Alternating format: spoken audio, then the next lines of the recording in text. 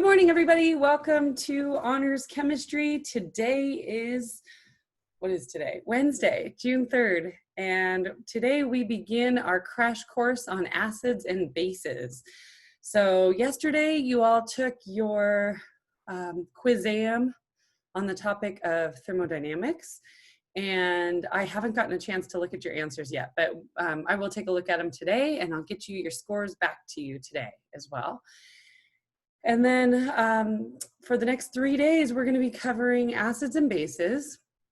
And I encourage you to go look online for explainer videos. As a matter of fact, you could probably even find some explainer videos on my sites that were on my website, my YouTube channel rather, that were done by past students, if you'd like, or you can go search Bozeman Science and see what Mr. Anderson has for you, or you know, any explainer videos, Khan Academy works or Crash Course works, if you feel like you need more information about acids and bases. I'm going to expose you to some things that I think are most important for you to know about acids and bases, and we'll go from there. Okay, so let's take a quick peek at the agenda for this week.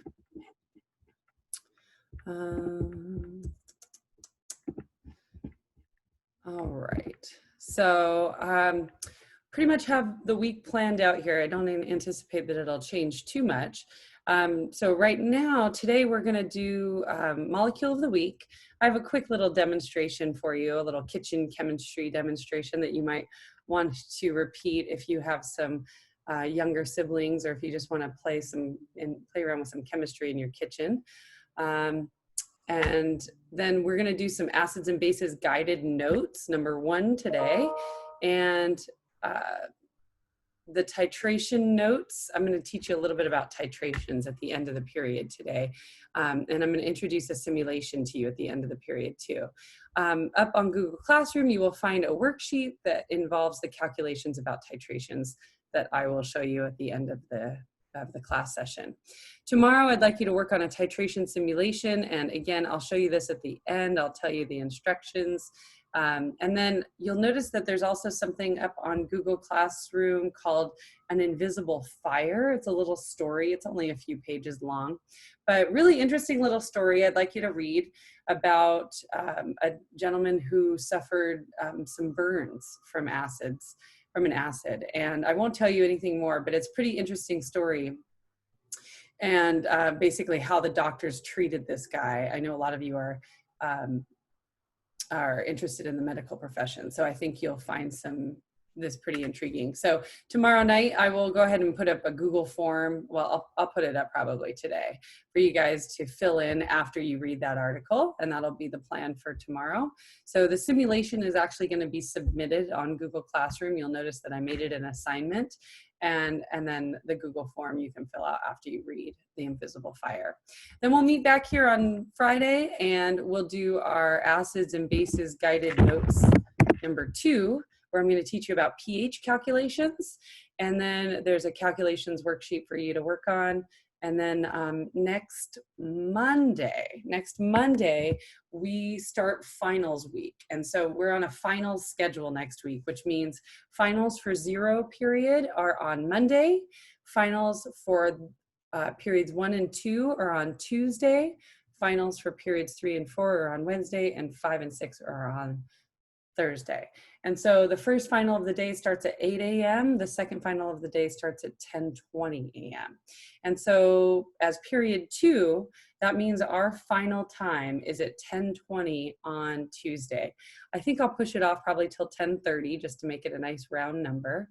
And we don't actually have a final for this class, but I do have something kind of fun planned. I do want to end the year on a high note, and I'd like to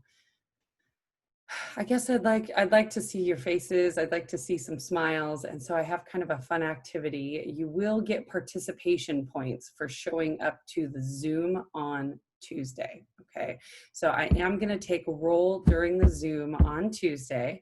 And essentially it's going to be a group I don't want to tell you too much, but it's going to be a group competition. I'll tell you that. And you'll get participation points for showing up. And then you'll also have an opportunity for a little bit of extra credit if your group wins the challenge. Okay. And so you'll have to wait until Tuesday to find out what I have in store for you. But I think you'll enjoy it. So please do plan to come to our final time around 10:30. Actually, you should be on time, 10:30 on Tuesday. Okay, so that's the plan. Let's go ahead and start with our molecule of the week. This is the last molecule of the week that we have. And okay, now for some reason it's not showing up. So let's see, I'll share this. All right, so you're looking at my screen now. Here we go. Here's our last molecule of the week. And I tried to pick something that you may hear about at some point in your life. And maybe you've even heard about it in the news. This is fentanyl. And fentanyl is an opioid. It's a drug that's a painkiller, okay? And we have opioid receptors in our body. So some opioids you probably have heard of before are opium, heroin, and now you've heard of fentanyl. Morphine is also an opioid class of drugs. And they bind to some receptors that we have in our body called opioid receptors. Now, we have 3 different types of opioid receptors, and I won't get into them, but basically they're used to help induce feelings of positivity and joy and euphoria. And they are also used to block pain inside of our body. So we have some endogenous opioids. In other words, our body has natural opioids. And one of those that you've probably heard of is endorphins. And so endorphins are what you feel when you're exercising, that positive feeling you feel when you're moving your body and doing good for yourself. Those are endorphins that make you have that sort of feeling of joy and positivity and elation. And so we have naturally occurring opioids inside of our body, and then we have opioids that we use to treat severe pain. And fentanyl is one of those that we can use to treat pain. Like I said, it's in the same class of drugs, though, as heroin and morphine and opium. But this is used in a hospital environment also, fentanyl. And it's 100 times, they say it's 100 times more intense than morphine. And it contributes to opioid addiction. Opioids are very, very addictive because of that euphoric pain-killing response, right? People like to feel happy and feel very little pain. And so for that reason, they're very addictive. As a matter of fact, they say that if you do heroin only once, that's enough to make you addicted to it. So don't ever touch that stuff. It's nasty, nasty stuff. Anyway, fentanyl overdose actually took the lives of 2 very famous musicians, Prince and Tom Petty. Tom Petty was the very first concert I ever went to as a teenager. So I was really saddened to hear of his death. And it was due to fentanyl overdose, among other things.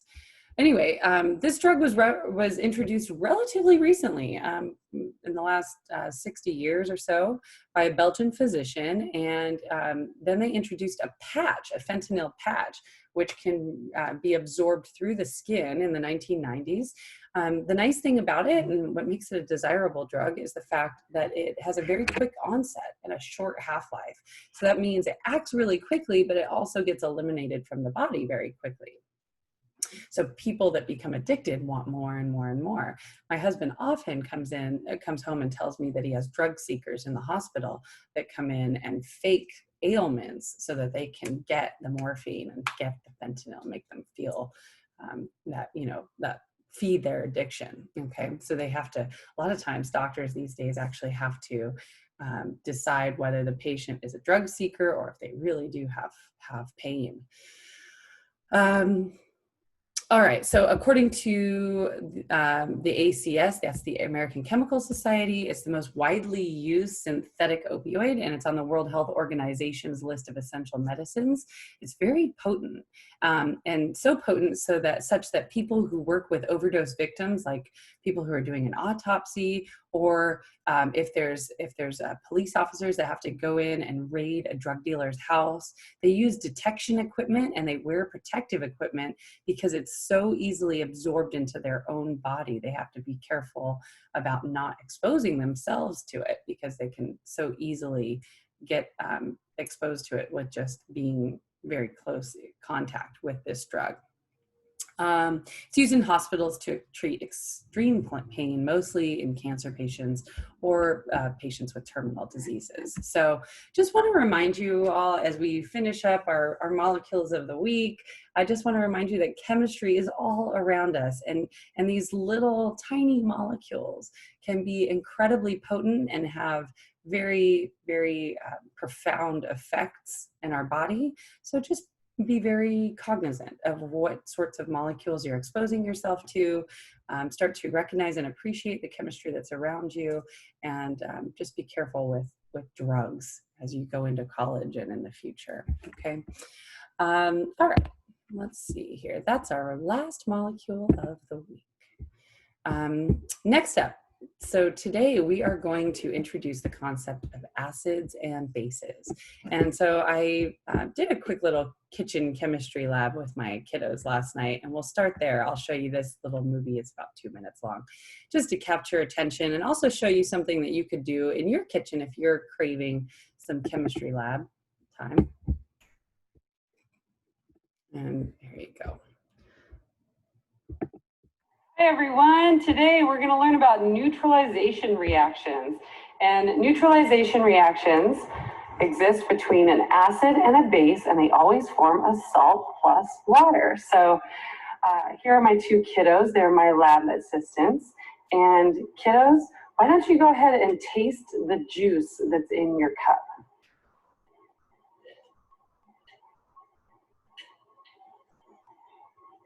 Ella, what's inside your cup? Orange juice. And Max, what's inside your cup? Lemonade. All right. Now, right next to you, you both have a cup of baking soda, and there's 3 tablespoons of baking soda inside each of your cups. On the count of 3, I want you to pour your juice into the baking soda and then step back so we can see what happens, okay? Ready? 1, 2, 3.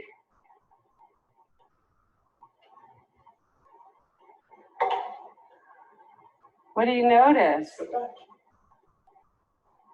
bubbly. It's bubbly. Mine bubbled. Cool. All right. Thanks for watching. That was a neutralization reaction. Kiddos, can you say neutralization reaction? Neutralize. That's a tongue twister. Neutralization reaction. Neutralize. Reaction. Good job, Ella. Let's try one more time. 3 times the charm. Neutralization reaction. Neutralization reaction. Good job. Thanks for your help. Hi, everyone. Today we're going to... Okay. So simple neutralization reaction that you can do is a reaction between an acid and a base, right? And as you can see there, I just picked some acids that were in my kitchen. Lemonade and orange juice both contain an acid called citric acid. And so citric acid, if you look on the board that was behind there, the formula for citric acid was written there. Citric acid is considered a weak acid, and it reacts with bases. And in this case, I chose a kitchen base. Baking soda is a base that you can find in your kitchen. And you saw that when we mixed the two, there was evidence of a chemical reaction taking place, and that was bubbling, okay? Now, bubbling doesn't always occur as a result of a neutralization reaction, but for this particular one, we do see some carbon dioxide gas that's formed. And I won't get into all the details of it too much, but if you look closely, I had it written on the board behind us. But just want to remind you that when you have an acid plus a base, it's called a neutralization reaction. And that's one of the things we're going to learn about today. Okay, so what I did here for today's notes was I uploaded the key to our notes onto Google Classroom.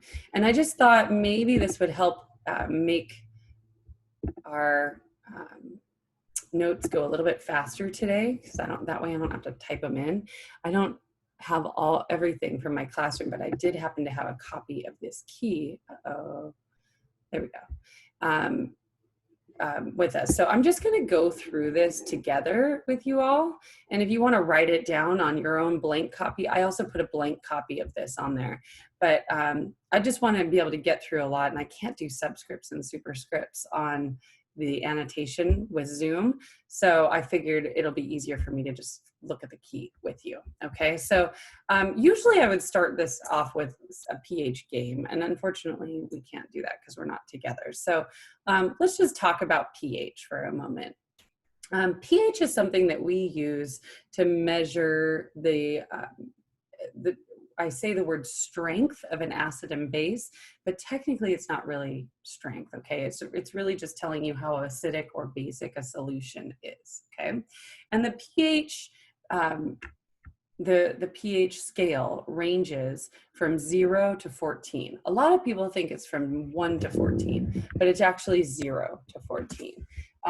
So we'll talk more about pH on Friday when we meet up, but if you want to think of the pH scale, think of it as from 0 to 14, okay? And 7 is in the middle, obviously, okay? Anything that has a pH less than 7 is considered an acid, and anything that's greater than 7 is considered a base, and then anything that is a pH of 7 is considered neutral, okay? So these different solutions, acids, bases, or neutral solutions. Let me turn on the light so you guys can maybe see me a little bit better. Okay. All right, so you've probably heard of the pH scale before, and we'll look at that, like I said, a little bit more on Friday. So pH range for acids is about 0 to 6, pH range for bases is about 8 to 14, and the pH of neutral compounds is 7. And then we won't worry about the other things we learned from playing the pH game, but I will say generally acids, we drink acids, like I'm drinking coffee right now. Coffee is considered an acid. Sodas are considered acids. As a matter of fact, if we were still in class, I'd have you guys be doing a titration reaction where we are looking at how much acid is in different sodas. We'd compare 7-Up and Sprite and Squirt to see which one contains the most acid. Generally, something that is more sour is more acidic because that citric acid provides more sourness. So if you want to try a kitchen lab like I did with my kiddos, maybe with your younger siblings, you could try a bunch of different beverages that you would find around your house. Maybe you could try some soda. Generally, colorless or those clear sodas work better. You could try lemon juice. Just pure lemon juice would work better than lemonade. You could try orange juice, grapefruit juice, any pineapple juice, grape juice, anything you've got and that you would normally drink should react as an acid with baking soda. And the more sour it is, the more of a reaction you should see. Okay, so there's something you can play with a little bit if you want. Cleaning products are bases. So your soaps, your Windex, or anything you use to clean, bleach, ammonia, those are all bases. Okay. All right, so then I would have you guys be doing an activity, another one on indicators. And we use indicators in chemistry to determine whether something is an acid or a base. Okay, so, and what is an acid-base indicator? It's something that indicates the presence of an acid or a base using color. Okay, and you may or may not have used litmus paper before, but there's a couple different types of litmus paper. They call them red litmus paper and blue litmus paper. Okay, so we'll look at those two first. In basically red litmus paper will not have a color change in an acid, but in a base it'll change to blue. And if it's neutral, there will be no change. Okay, so if I put red litmus paper, all you have to do is dip this paper into a solution. And if it has no color change, then you know it's either an acid or it's neutral. And if it turns blue, then you know that the solution's a base. Okay, blue litmus paper will have no change in a base and no change in neutral compound or in neutral solutions, but it will turn pink in an acid. Okay, so you could use red and blue litmus paper, and that would allow you to determine acid, base, or neutral for any solution. Okay, because if there's no change with either paper, then you know it's neutral, right? The other very commonly used indicator is called phenolphthalein, and you're going to get to use this indicator in the simulation that you're going to do tomorrow for me. And phenolphthalein is colorless in an acid, so if you drop only just a couple drops of phenolphthalein to a solution is enough to make it a good indicator. And in an acid, it's colorless. In a base, it's a really bright pink. And in a neutral substance, it's also colorless. Okay, so there's are three very commonly used indicators that allow us to determine whether something is an acid or a base. Now, there's another naturally occurring indicator that's kind of fun, and I'll show you guys what it is in just a moment. Let me find it on my computer real quick.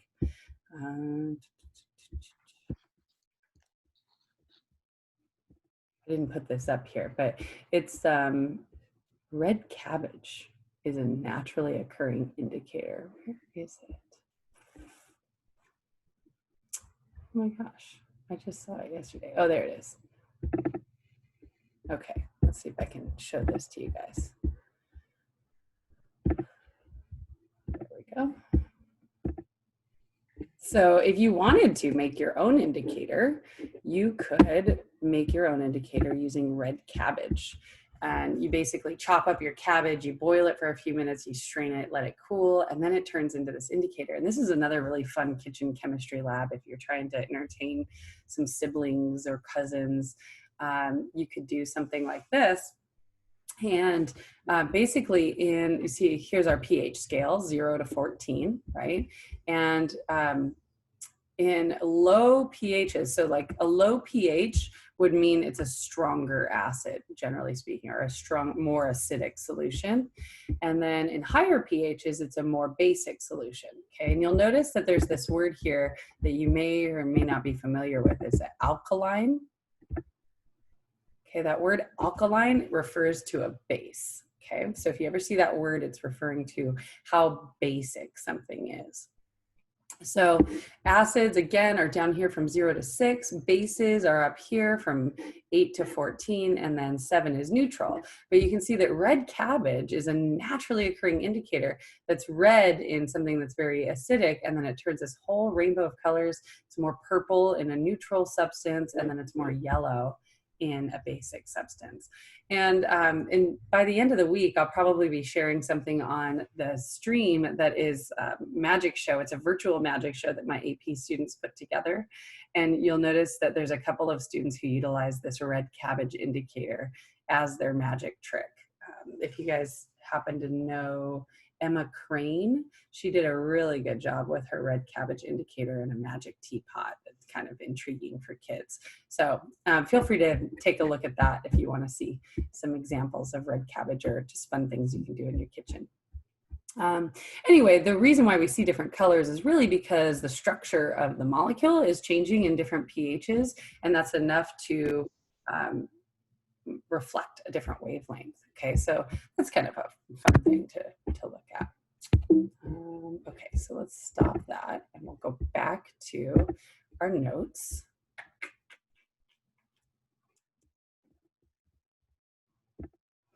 Okay, so there's some indicators. Essentially, they just change different colors in different solutions, okay?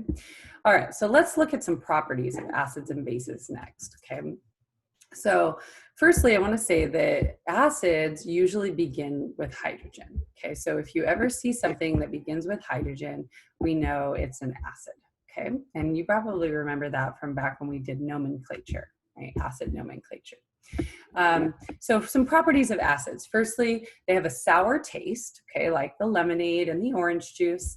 And they're also what we call caustic. Caustic means that it can cause severe burns. And that's what you're going to read about tomorrow in the Invisible Fire article.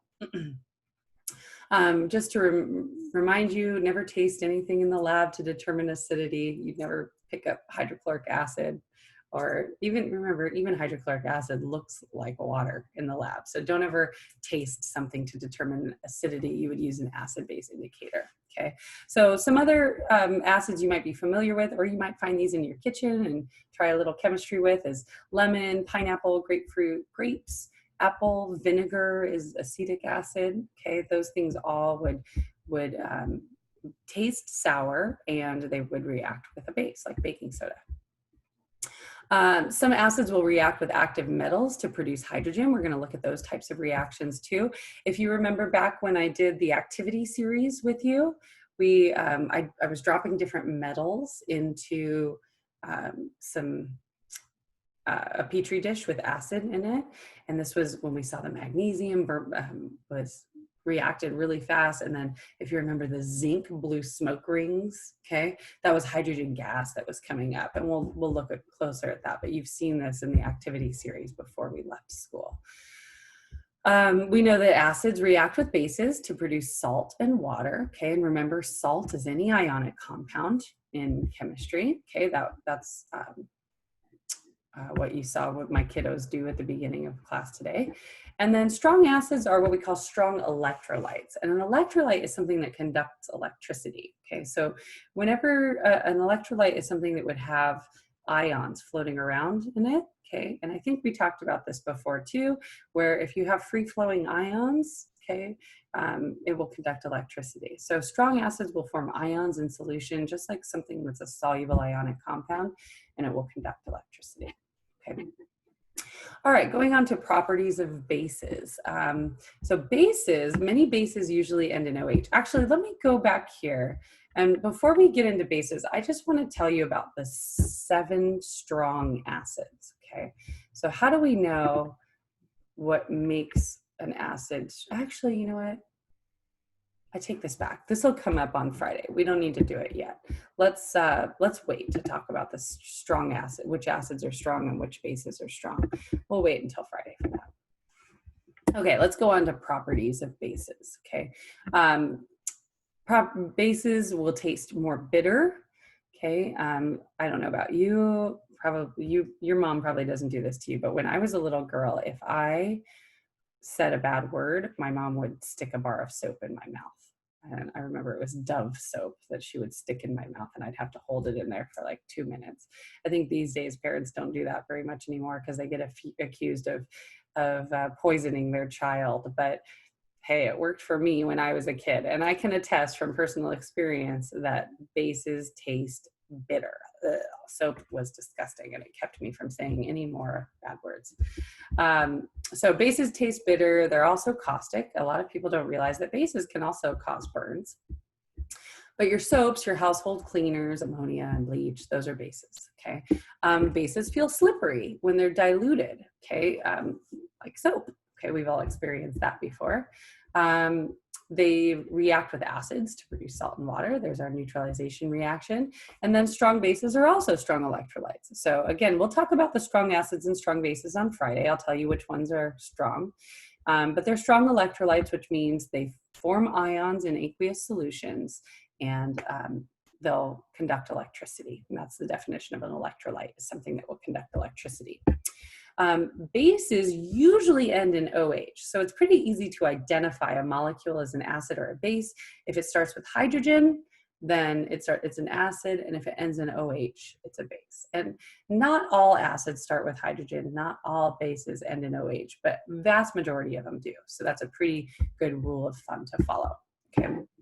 So neutralization reactions. This is what you saw my kiddos doing at the very beginning of class. And I just want to show you a couple of examples, and we're going to do some of these in your homework. And also I'll show you some other examples with the answers not written there at the end of class, okay? So firstly, okay, we have here hydrochloric acid and sodium hydroxide. Think back to your naming, your nomenclature. Remember, acids begin with hydrogen and bases have hydroxide. Now, what you want to remember when it comes to neutralization reactions, when you mix acids and bases, an acid plus base makes salt plus water. Acid plus base makes salt plus water. Acid plus base makes salt plus water. Remember that. As a matter of fact, I used to work with this teacher he was an excellent chemistry teacher, and he would make every single student in his class stand up and say, acid plus base makes salt plus water. Acid plus base makes salt plus water. And that was part of his lesson on acids and bases. It's that important. So I'm not going to make you all do that, obviously, but just remember, acid plus base makes salt plus water. And in chemistry, a salt is any ionic compound, okay? It does not have to be sodium chloride. It's any ionic compound, okay? So as long as there's a metal and a non-metal or a polyatomic ion present, it's ionic. Okay, so notice the acid here starts with hydrogen and my base has hydroxide, okay? So there's my acid and my base. Now, what happens is the acid is a hydrogen donor. So the acid always gives up its hydrogen, and the base, the OH of the base accepts that hydrogen. Okay, so acids are hydrogen donors, bases are hydrogen acceptors. We'll get into that more on Friday. But right now, I just want you to the acid and the OH from the base get together and they form water. Right? So that's where the water comes from in a neutralization reaction. And then what's left over, we have, let's do a different color here. We have the chlorine left over from hydrochloric acid, and the sodium left over from sodium hydroxide, and that forms my salt. Now, in this case, the salt happens to be sodium chloride, but it's not always going to be a sodium chloride. It's not always going to be table salt. The thing to watch out for when you're writing the formula for this salt is make sure that you're following the right steps for writing an ionic compound. So remember, when we have ionic compounds, looking over here, you write the charges and then crisscross applesauce. So sodium has a +1 charge because it's an alkali metal. Chlorine has a -1 charge because it's a halogen. And so when we crisscross those two, they react in a 1-to-1 ratio. Remember that ionic substance is showing you the ratio of metal to non-metal or cation to anion. Okay. All right, here's another one.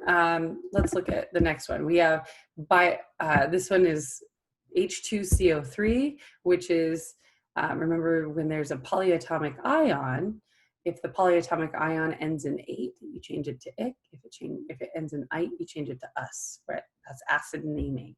So this is carbonate ion. And so when it's an acid, we change it to carbonic acid, okay? So again, carbonic acid starts with hydrogen. And then this is strontium hydroxide is my base, okay? So the acid starts with hydrogen, the base contains hydroxide. The hydrogen from the acid and the hydroxide from the base are gonna get together to form water, okay, in this neutralization reaction. Then what's left over, oops, actually delete that. Erase that, change my color. Then what's left over with the base, whoops, I'm screwing this up here. Let's try this again.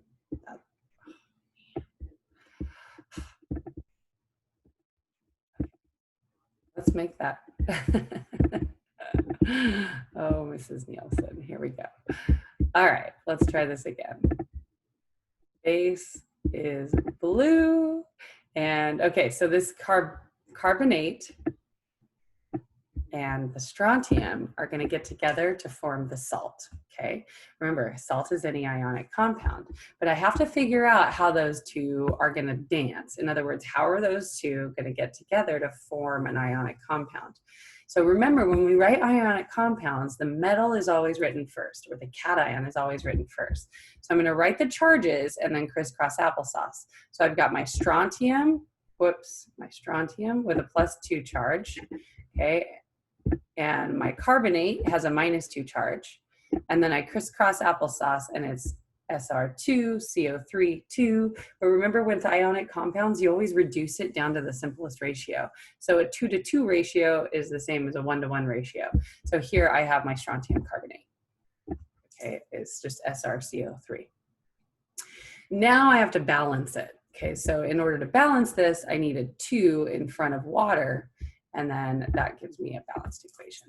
Okay, so there's another neutralization reaction. But again, acid plus base makes salt plus water. In this case, my salt is strontium carbonate. That's the ionic compound that's formed. Okay. All right, and so then I had, if we were in class, I would make you practice a little bit, but I have the answers just here. Okay, so you can see some more examples here. Okay, we have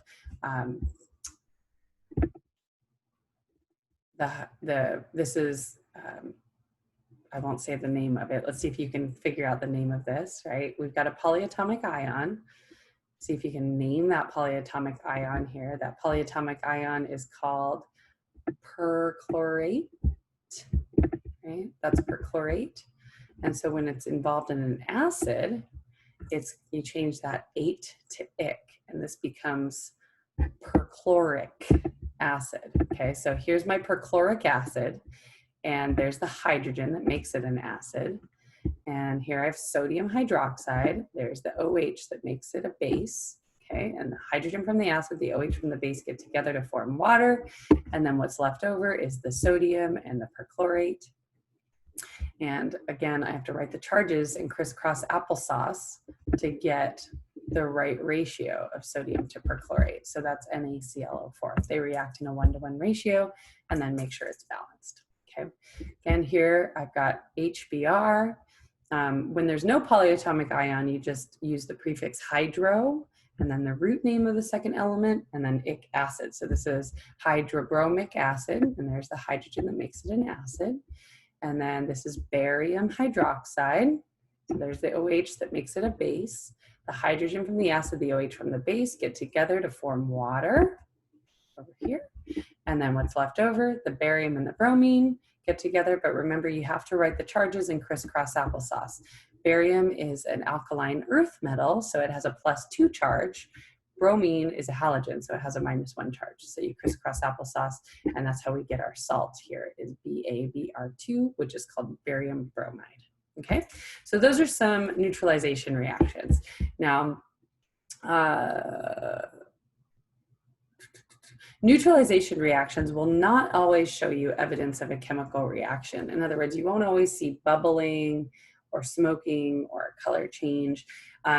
I will tell you that the reason why we saw the bubbling in the reaction at the beginning, let me show you. I'm going to take this off share for a moment. I want to show you guys.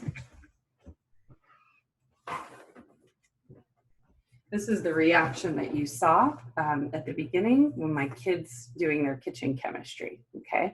And so this HC6H7O7, that is citric acid. So that's the acid, it's a weak acid that's present in citrus fruits, right?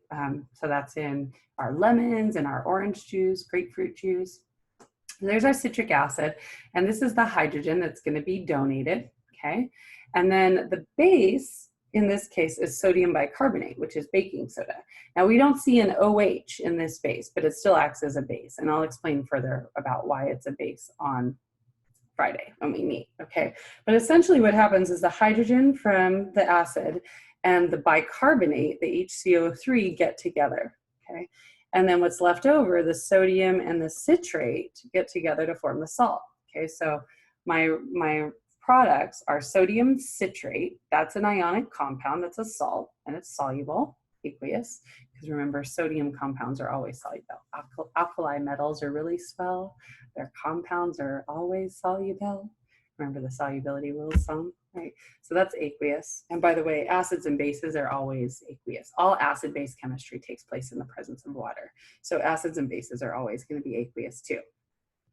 But when that hydrogen from citric acid and the bicarbonate get together, they form carbonic acid. And carbonic acid is a very special product because it's unstable and it naturally undergoes a decomposition reaction to form water and carbon dioxide. And so that carbon dioxide gas is what made this bubble. Notice, I still had acid plus base. I got the salt, sodium citrate is my ionic compound. I got the water, but it was just an extra step where the water came from the decomposition of bicarbonate, of carbonic acid. And then that CO2 gas is what's responsible for the fun bubbling that makes kids smile. Okay, so that was the acid-base reaction that you saw earlier. I just wanted to point that out. It is a neutralization reaction still. We get acid plus base makes salt plus water, but because of that carbonic acid, we got carbon dioxide gas. And so that'll happen anytime you react with baking soda. So, okay. All right, let's go look at the other reaction type, and that is acids reacting with metals. Okay. Acids reacting with active metals. So once again, we saw this when I was teaching you about the activity series, and we saw the zinc blowing smoke rings, and we were trying to identify which metals were more reactive than others. Okay. And so what you need to remember about acids reacting with metals, active metals, is that hydrogen gas is the product. Okay. So for example, barium and sulfuric acid, okay, what happens is the hydrogen from the acid forms the hydrogen gas. Okay, so that hydrogen, H2 from sulfuric acid, forms the hydrogen gas. I don't have states of matter here, but this should be in the gaseous phase. And then what's left over forms a salt. The barium and the sulfate are going to get together.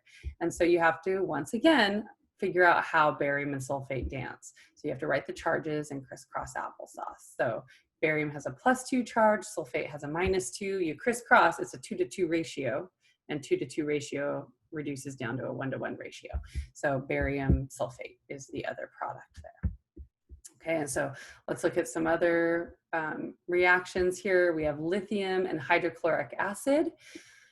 Okay, again, the hydrogen from the hydrochloric acid is going to form hydrogen gas. Remember, hydrogen is diatomic, which means it's always H2 when it's by itself, okay, as a gas.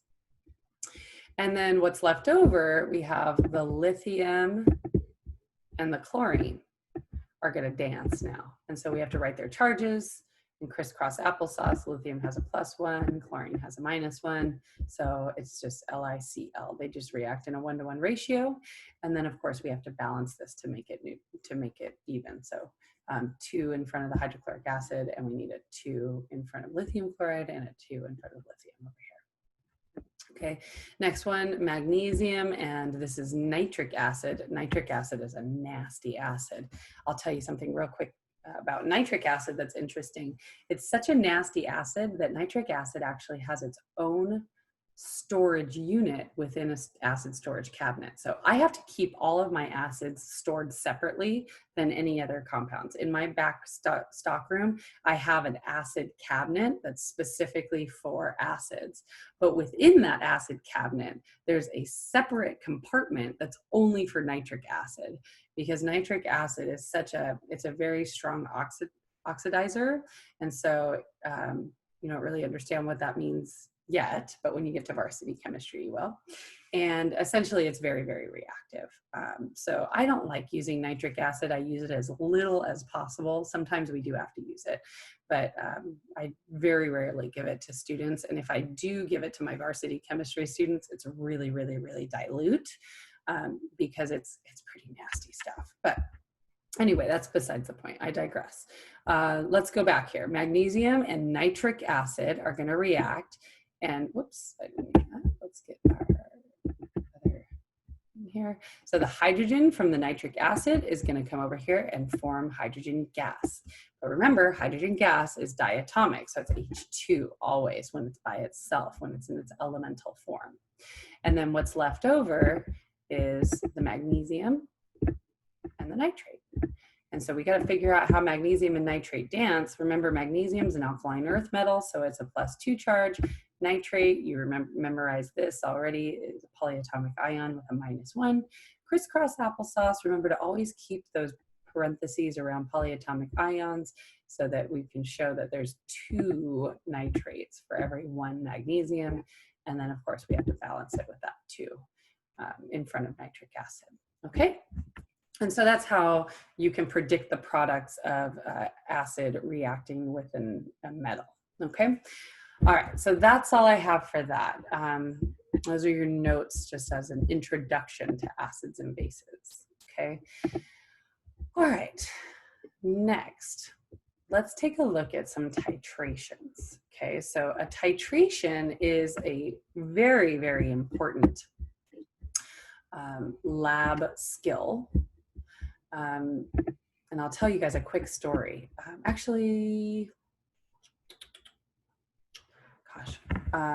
Yeah, so titration is a really important lab skill. I'll tell you a quick story about when I was using a titration. They use titrations a lot in beverage chemistry. Okay, so if you were a scientist working for a winery or a scientist working for a beer company, for example, you would be doing a lot of titrations. And so I used to work with somebody when I started my career up in Santa Barbara. I had a colleague who was part of a wine co-op. And so it was a group of people that all pooled their money in to buy grapes. And then they went to this one guy's house who had a really big property. He had enough property where he had a huge wine production facility on his property where they had like 50 barrels of wine. And basically all these people who pooled their money to buy grapes would go and work at this guy's house whenever they had a free moment, and they would all work together to produce and bottle this wine, and then they would have wine together, or have wine to take home and share with their family and friends. So anyway, so my colleague said to me one day, would you like to come and help me make wine? I said, sure. And so I went down there to check out this facility. And that day, what they needed to work on was testing and titrating the wine that was in these barrels.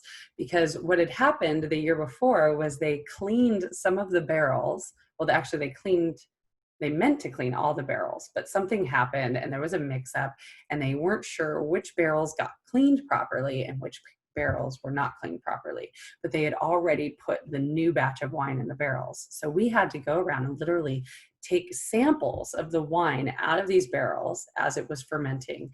And we were looking for certain compounds that would show evidence of whether or not the barrel was cleaned properly.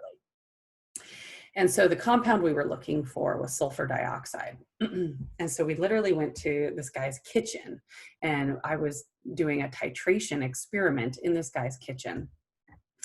And we were titrating the wine with phosphoric acid. And he saw me doing this experiment, and he looked over, the owner of the house looked at me and he said, where did you learn how to do that? And I said, I'm a chemistry teacher. He said, quit your job and please come work for me starting tomorrow, full time. He was amazed. Oh my gosh, finally somebody who knows what they're doing and knows how to titrate. And unfortunately, he couldn't pay me nearly as much as my teaching job, which tells you how little he was offering me. But any winery, any brewery, they're going to be doing titrations all the time. Okay, so really, really important skill for a chemist to have.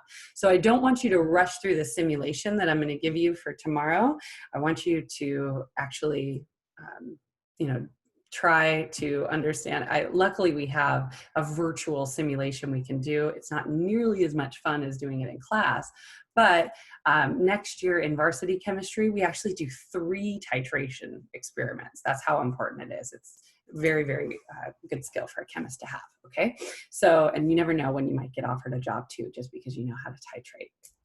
All right, so let me show you the experimental setup of a titration first, and I'm going to take you through the titration simulation, and then I'll show you how to do the calculations, and we'll be out of here, okay? So let's see here. You are going to, I think it might be easiest if I just share my whole screen with you guys. Okay, so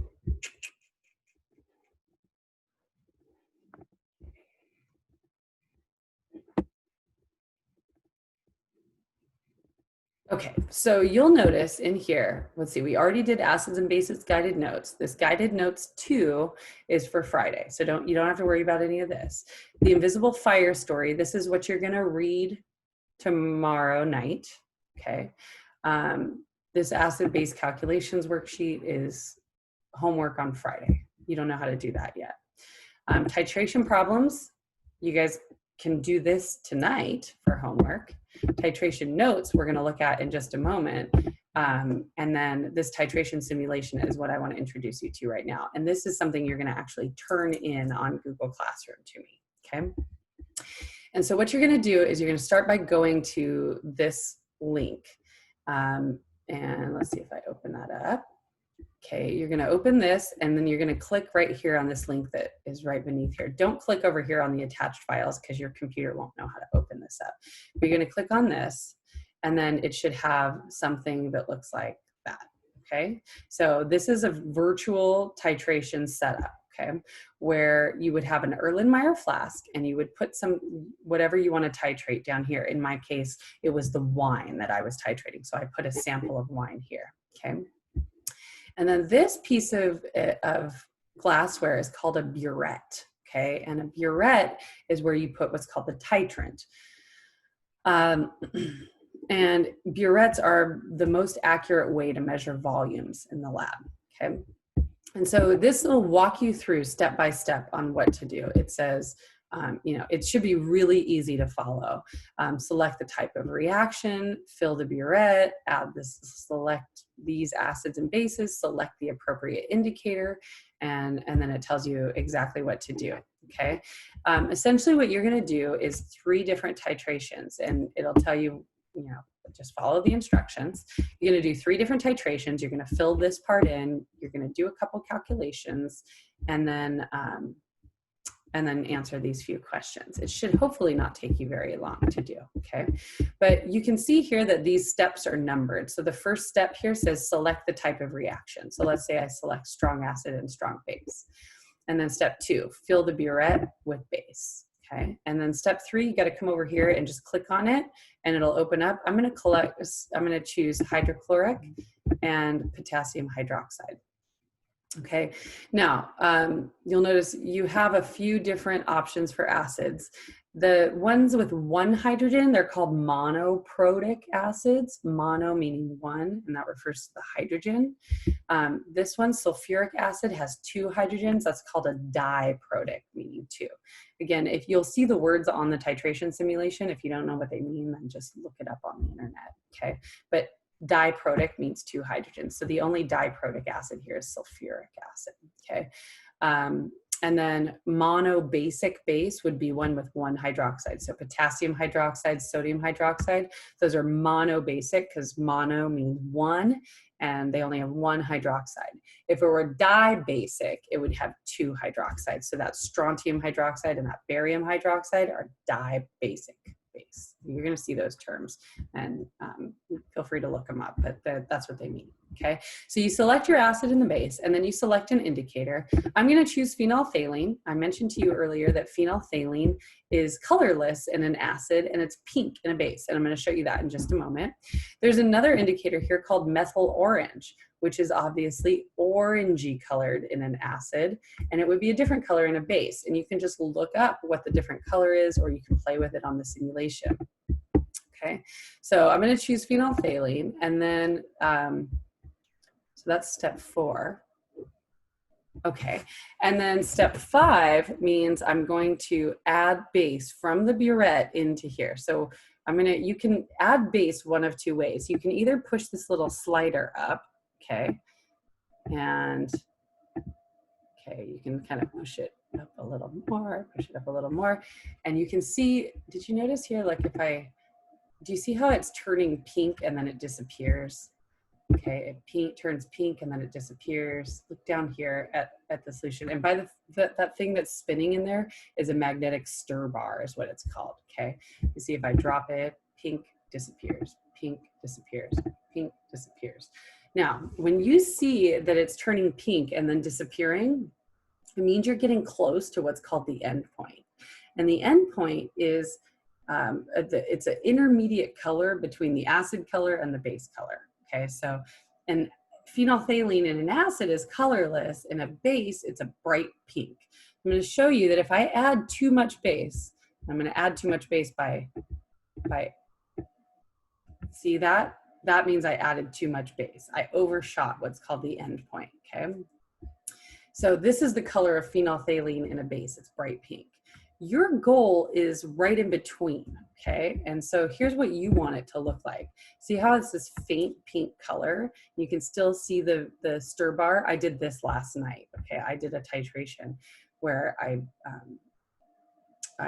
got the perfect endpoint color is that faint pink color, okay? That's what you're going for. So when you start seeing that it turns pink and then it disappears, it turns pink and then it disappears, it means you're getting really close to that titration endpoint, okay? And that means you're gonna wanna add by dropping rather than with the slider, okay? Now, I'm going to tell you, titrations can be very, very frustrating because it's really easy to overshoot the endpoint, okay, and do this. Now, in the lab, if you overshoot the endpoint and you end up with this bright pink solution, I would make you completely start over. You'd have to clean your glassware, you'd have to go measure more acid, you'd have to start completely over. The nice thing about the simulation is that you can just click reset and it'll start all over again. It's a lot easier than cleaning up all the glassware, right? So you can do the same thing all over again, right? Choose your indicator and then add a little bit of base with the slider, okay? When I start to see it turn pink, oh, there we go. See it turn pink and then disappeared? That means I'm getting close to the endpoint. So now I'm gonna add by drop and it takes some patience, okay? Now the word titration literally means to change by small amounts. So what we're doing here is we're actually changing the pH of this solution in the flask by very little bits by adding base to it, okay? And so if you drop base in, slowly but surely, you're just changing the pH ever so slightly, okay? And so let me use the word titration in another sense for you. Let's say somebody's been on antidepressants for a really long time. And then life is going good for them, right? Maybe they have a house, they have a significant other, they got a good job. So they go to their doctor and they say, hey doc, you know what, life's pretty good. I'm kind of tired of taking these antidepressants. I'd like to go off the antidepressants. And the doctor says, you know what, rather than taking you completely off the antidepressants, I'm gonna titrate your dose. You might think, what does that mean, to titrate a dosage of medication? Well, it means to change the medication so that he would take a little bit less antidepressant and then a little bit less and then a little bit less and a little bit less until his body is no longer dependent on it, right? So to titrate a dose is very similar to titrating as a lab skill. It means to change by small amounts, okay? So here I'm just gonna push by drop, and I know it takes a lot of patience. Drop, drop, drop, until you get that perfect faint pink. It's really easy to overshoot the endpoint, but remember, this is your goal, is to get the color of the solution to be this nice faint pink color. And then I'll show you what to do next in just a moment, okay? So let's go back over to this again. You're gonna turn this into me by Friday morning, okay? This is your homework tomorrow night or tomorrow. During class, normally we would do that, I think. So I put these titration notes up here. We're not going to continuously do all these notes, but let's see. The indicators, we already filled in this chart on the notes earlier today. The hydrochloric acid and pH, I'm going to show you how to do those calculations on Friday. Number 3 says, write the equation for the neutralization reaction between sulfuric acid and potassium hydroxide. Okay, well, let's quickly do that just because it's good extra practice. Actually, you know what? No, we don't need to do that because I've got some neutralization reactions there. You guys should be able to do that. Okay, so titration reaction, this is a reaction between an acid and a base, usually to find an unknown concentration. Okay, so like I said, we would usually do a titration reaction to find the concentration of acid in different sodas, right? We could compare how much acid is in Sprite versus 7-Up versus Squirt, okay? And generally this most sour has the most acid. So I'll tell you that Squirt is usually the most sour, right? If you've ever had it before, you know that it's the most sour. And generally we find that that one has the most acid in it, and that's what makes it sour. So you could look up the definition for titration on the internet, but essentially it's used to find an unknown concentration. In varsity chemistry, we use titrations to determine the amount of acid in fruit juices. Okay, so we compare orange juice and white grape juice and pineapple juice, I think, are the three that we use. Okay. So titrations are used to find an unknown concentration of acid or base. We use a neutralization reaction to do it. Okay, and then how do you know when the reaction reaches its end point? Actually, maybe I should just fill this in for you guys. So, titration reaction is a lab technique to determine the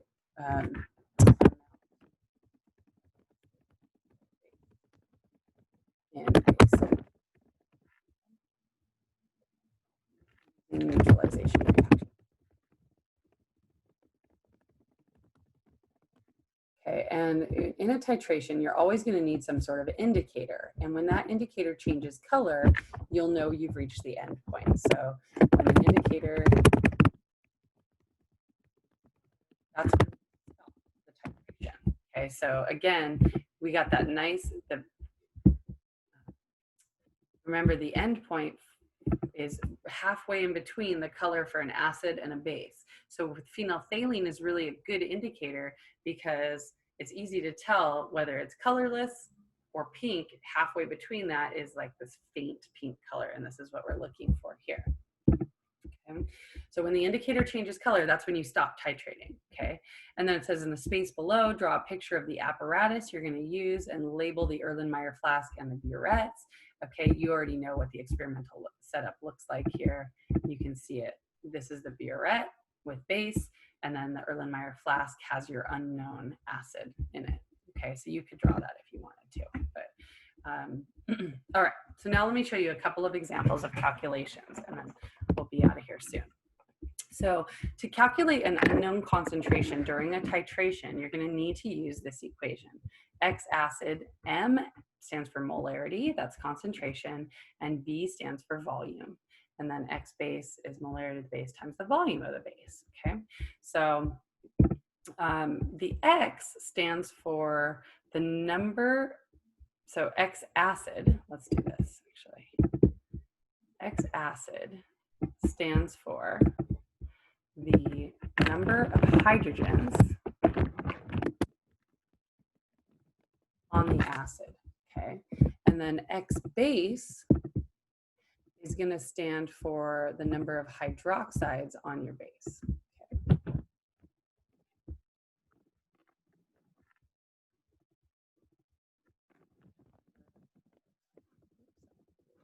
Blue, number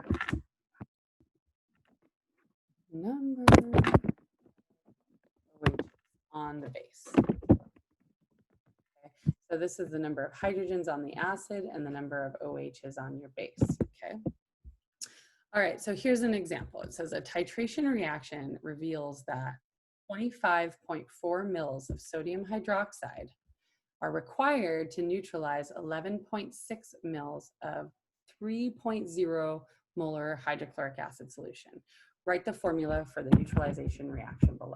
Okay, so let's start with our formula. We know how to write neutralization reactions. That's acid plus base makes salt plus water.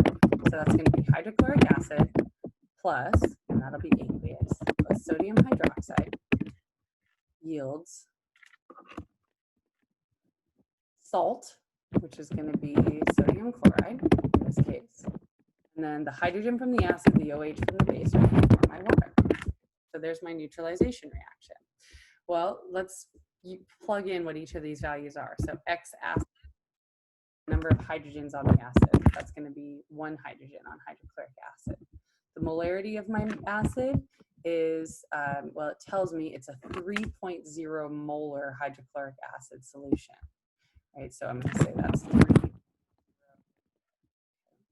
The volume of the acid, it tells me, is 11 mils.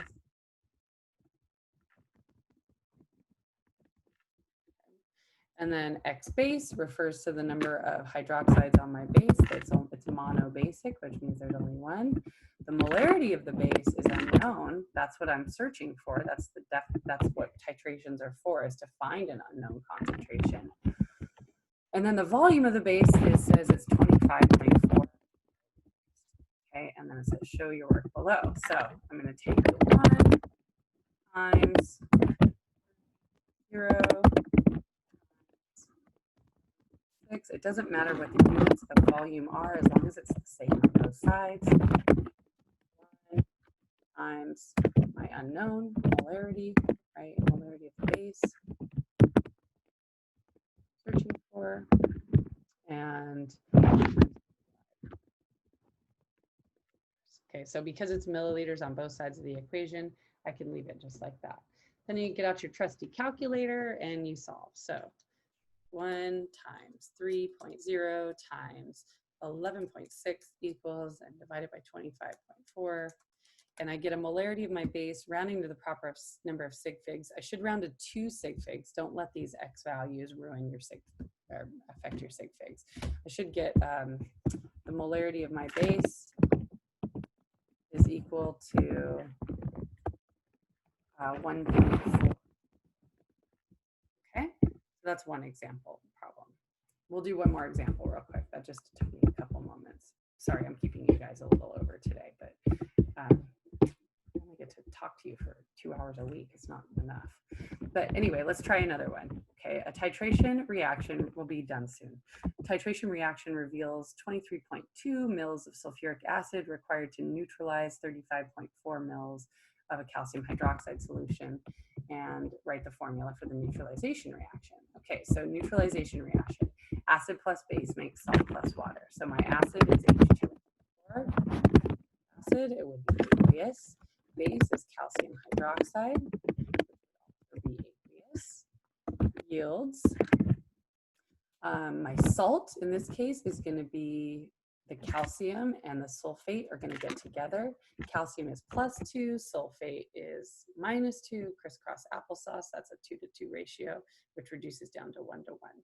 So it ends up being calcium sulfate, CaSO4, plus, and it's going to be 2 water molecules. And that's just to balance it, okay? So there's my acid plus base makes salt plus water. That's a titration reaction, is a neutralization reaction, okay?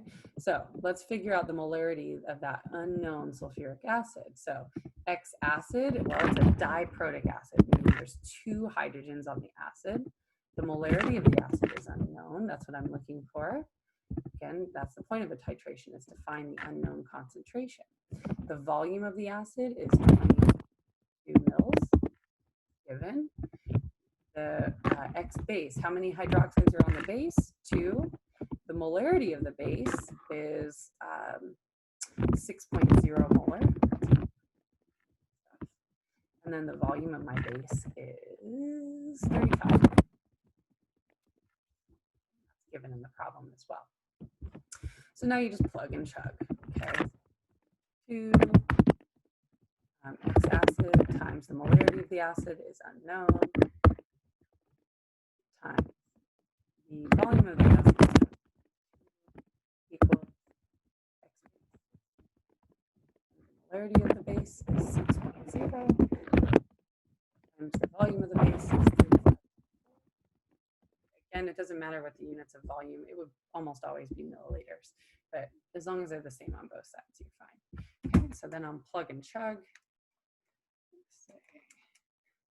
2 times 6.0 times 35.4 divided by 2 divided by 23.2, and I end up with 9.155. Rounding to 2 sig figs, I'm limited by the sig figs in the molarity of the base, and I get that the molarity of my acid, this unknown concentration, is equal to 9.2. Okay. So pretty simple titration. Okay, now let me go back over to the simulation and show you how this relates. Okay, so almost done here. back over to my simulation. Notice I've reached the end point here, that perfect right in between color, between the color of phenolphthalein in an acid and the color of phenolphthalein in a base, right? I want a faint pink is the difference, is the in between colorless and bright pink, right? And so once you get to the end point, then you can do your titration calculation, okay? And you can test your result here. So I have hydrochloric acid and sodium hydroxide are the acid and base that I chose. And down here, you can see it gives you the molarity of your acid and the volume of your acid. So here's the molarity of my acid, and here's the volume of the acid that was in the flask. So really what I'm looking for is to find that unknown concentration of base, and you're going to put it right in here in number 6. So let me take this off screen share real quickly. I'm going to write these values down and show you how I'm going to calculate this. So my molarity of the acid is 0.2059, and the volume of the acid is 25 mils. Okay, so stop sharing so you can see my board real quickly. And this is a neutralization reaction between hydrochloric acid and sodium hydroxide. Okay, again, acid plus base makes the salt plus water. So the hydrogen from the acid, the OH from the base got together to form the water, and then the sodium and the chlorine get together to form sodium chloride. Remember, when you write that salt, the cation is always written first, okay? All right, then I'm gonna say MAVA, XA, MAVA equals XB, MBVB. So in the simulation, it told me that, well, let's see, I can figure out XA is 1 because it's hydrochloric acid, there's only 1 hydrogen. My molarity of the acid in the simulation, it told me was 2059. And the volume of the acid in the simulation is 25.00 mils. The X base, the number of hydroxides on my base is 1. The molarity of the base is the unknown, that's what I'm looking for. And the volume of the base that I added before I reached that end point, that faint pink color, the volume of the base that was added, oops, I forgot to look, is, it tells you here the total volume of the base is right here, 20.32 mils. Now, every time you do this simulation, it's going to be a different amount. So you can't, if you have to reset the whole thing, you have to start all over again, okay? Now, when I plug and chug to solve for this molarity of the base, let's see, 0.2059 times 25 divided by 20.32 gives me a volume of base, I'm sorry, a concentration of base. Molarity of the base is equal to 0.2, I'm going to go to 4 sig figs, 533 molar. Okay, so your next step in this simulation is to put that value in right here. Okay, so it's going to ask you for the molarity of the base. So I'm going to plug that in, what I just calculated, 0.2533. And then you click this little OK. And it says, correct. Yay, I got it correct. That means I did my titration right. Woo woo. And then if you want, over here, you can click graph. And it'll show you what the graph of the titration looks like. And this is a little beyond what we're going to get into this year, but it's not bad for you to look like. It's kind of cool to see the titrations start out kind of flat, and then they shoot up. You're measuring pH on the y-axis, and the volume of base added from the burette here shoots up this super vertical region, and then it levels off. And the way you find what's called the equivalence point is the midpoint of this vertical section. So if you look at this vertical section of the graph, you can see it's pretty much from like 12, let's see, and kind of between 2 to 12. So the midpoint is right here, right around 7. Okay, and that's what we call the equivalence point. It's going to ask you for this on the simulation. What's the equivalence point? It's the midpoint of the vertical region of the graph. Okay, so it's just